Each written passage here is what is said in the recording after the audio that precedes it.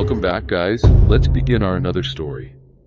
In the heart of London, nestled between two abandoned buildings, stood the Blackwood Hotel, a grand yet decaying relic of the past.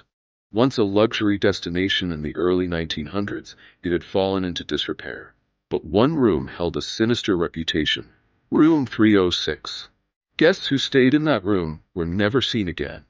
Samir, a documentary filmmaker, had spent years chasing unsolved mysteries. When he learned about Blackwood Hotel, he saw an opportunity. Stay one night in room 306 and uncover the truth. But what he found was far worse than any ghost story. Samir arrived at Blackwood on a cold, foggy evening. The lobby was dimly lit, its chandelier swaying slightly despite the absence of wind. The receptionist, an old woman with sunken eyes, stared at him for a long moment before sliding over the key. "You booked room 306, sir?" she asked hesitantly. Samir nodded. She sighed. "If anything feels wrong, leave immediately. And whatever you do, don't open the closet." Samir smirked. Superstitions didn't scare him. He took the key and made his way to the third floor.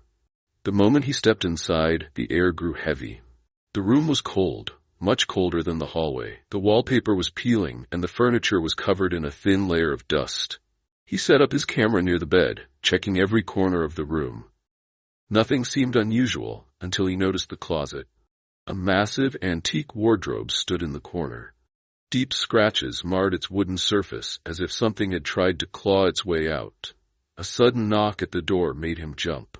When he opened it, the hallway was empty. Just as he was about to close the door, a whisper brushed against his ear. "Why did you come back?" Samir spun around, heart pounding. No one was there. But when he turned back to the room, the closet door was slightly open. Ignoring the warning, Samir approached the closet. He reached out and hesitated. He could hear something moving inside, a faint scratching sound. Slowly, he pulled the door open. Inside, there was nothing, only darkness. But when he looked closely, the back of the closet seemed wrong. The space was too deep, too endless. Then, his camera's live feed glitched. The screen showed a man standing in the closet, but in reality, there was no one there. He stepped back, panic rising.